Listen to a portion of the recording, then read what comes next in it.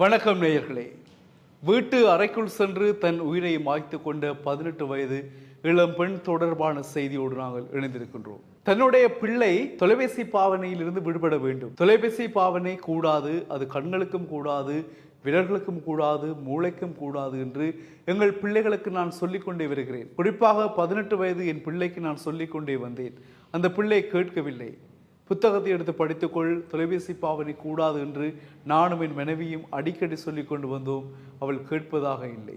நேற்றைய தினம் அதே போல் வழமை போல எங்களுடைய மகள் தொலைபேசியோடு இருந்தால் நாங்கள் கொஞ்சம் கடுமையாக கண்டித்தோம். இதை கொண்டு போய் எறிந்துவிட்டு புத்தகத்தை எடுத்து படி, என்ன ஃபோன் பார்த்து கொண்டிருக்கிறாய் என்று கொஞ்சம் அதட்டி நாங்கள் பேசினோம். மௌனமாக இருந்த மகள் சிறிது நேரத்தில் அறைக்குள் சென்று விட்டாள். நாங்கள் ஏதோ தூங்க போகிறாள் அல்லது அழுது கொண்டு போகிறாள் என்று நினைத்து விட்டோம். பல மணி நேரமாகியும் மகள் வெளியில் வரவில்லை. கதவை உடைத்து கொண்டு நாங்கள் உள்ளே போனோம். தன் உயிரை தான் மாய்த்து கொண்ட சம்பவம். அந்த சம்பவத்தை நேரில் பார்த்துவிட்டு கதறி அழுதார்கள் பெற்றோர்கள். இந்த சம்பவத்தால் அந்த பிரதேசம் எங்கும் சோகமயமாக இருக்கிறது. பாருங்கள், எவ்வளவு நாங்கள் இந்த அதிநவீன உலகில் வாழ்ந்து கொண்டிருந்தாலும் இவ்வாறான சில முட்டாள்தனமான சிந்தனைகளால், செயல்களால் எங்களுடைய உலக நடப்புகள் அல்லது எங்களுடைய நடவடிக்கைகள் இவ்வாறு பாரதூரமான பின்விளைவுகளை தந்து கொண்டிருக்கின்றன.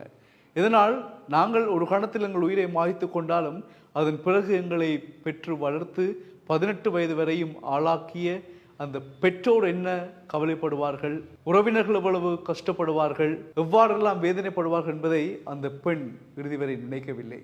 அந்த பெண்ணின் மனதில் இருந்ததெல்லாம் அப்பா அம்மா ஃபோன் பார்க்க வேண்டாம் என்று பேசிவிட்டார்கள் என்பதுதான். அதற்கான முடிவு இதுவா? இந்த பிள்ளைகள் ஏன் இப்படியான சிந்தனை போக்கில் இருக்கிறார்கள் என்ற ஒரு கேள்வி உங்கள் எல்லோருக்குமே எழும் இல்லையா? போன் பார்க்க வேண்டாம் என்றால் எதற்காக உயிரை மாய்க்க வேண்டும்? இந்த சம்பவம் இந்தியாவில் கர்நாடகா பெங்களூரில் இடம்பெற்றிருக்கிறது. ஒரு கிராமத்தில் இடம்பெற்ற இந்த சம்பவம் மிகவும் அழகான ஒரு பெண், அந்த மாணவி அந்த தங்கையை பார்க்கின்ற பொழுது ஒரு கெட்டிக்காரை போல் இருக்கிறது இல்லையா? முகத்தில் பாருங்கள், ஒரு கெட்டிக்காரை, படைப்பில் கெட்டிக்காரியாக இருக்கக்கூடியவள் போல் இருக்கிறது. இருந்தாலும் என்ன செய்வது? இவ்வாறான தவறான முடிவை எடுத்திருக்கிறார். இந்த முடிவினால் அந்த குடும்பம் மட்டுமில்லாமல் அந்த பிரதேசமே பெரும் சோகமயத்தில் இருக்கிறது. தயவு செய்து உங்கள் பிள்ளைகளுக்கு நீங்கள் ஒன்றை கூறி வளருங்கள். உங்களுடைய பிள்ளைகளுக்கு நீங்கள் சொல்ல வேண்டிய விஷயம் என்னவென்று சொன்னால், படிக்கின்ற காலத்தில் படிப்புகள் தான் மிக முக்கியமானது. அதை தவிர்த்து தொலைபேசி பாவனைகளோ வேறு பொழுதுபோக்குகளோ, பயன் தராத பொழுதுபோக்குகளோ, பிரயோசனம் இல்லாத இந்த ஒரு வேலைகளோ இவ்வாறான நிலையில் தான் சென்று முடியும். எத்தனையோ பிள்ளைகளை நாங்கள் வைத்தியசாலை நேர்காணலில் வைத்தியர்களை சந்திக்கின்ற போகுது கண்களால் காணுகின்ற காட்சி.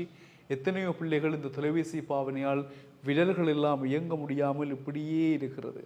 எத்தனையோ பிள்ளைகள் தாங்கள் கையிலே ஃபோனை வைத்திருப்பது போல பிரமையோடு அப்படியே இப்படி அந்த டச் பண்ணுற மாதிரியான நடவடிக்கையிலே வைத்திருக்கிறார்கள். எத்தனையோ பேர் தங்களுக்குள்ளே பேசி கொண்டிருக்கின்றார்கள். இந்த காட்சிகளை நாங்கள் தினமும் யாழ்ப்பாணம் போதனா வைத்தியசாலையிலேயே கண்டு கொண்டிருக்கிறோம். தில்லைப்பளை வைத்தியசாலையில் காண்கின்றோம். என்ன காரணம் என்றால் தொலைபேசி பாவனை. எத்தனையோ பெற்றோர்கள் தங்கள் பிள்ளைகளை அழைத்து கொண்டு ஆயுர்வேத வைத்தியர்களிடம் அலைகின்றார்கள். அங்கே சென்று இதை குணப்படுத்த முடியாதா, இதுக்கு என்ன தீர்வு என்று கண்ணீர் விட்டு கதறழுகின்ற காட்சிகளையும் நாங்கள் எங்களுடைய யாழ்மண்ணிலே கண்டு கொண்டிருக்கின்றோம் தினமும். எனவே ஸ்மார்ட் போன் உங்கள் உயிரை குடிக்கும் என்பதில் எந்த மாற்றமும் இல்லை.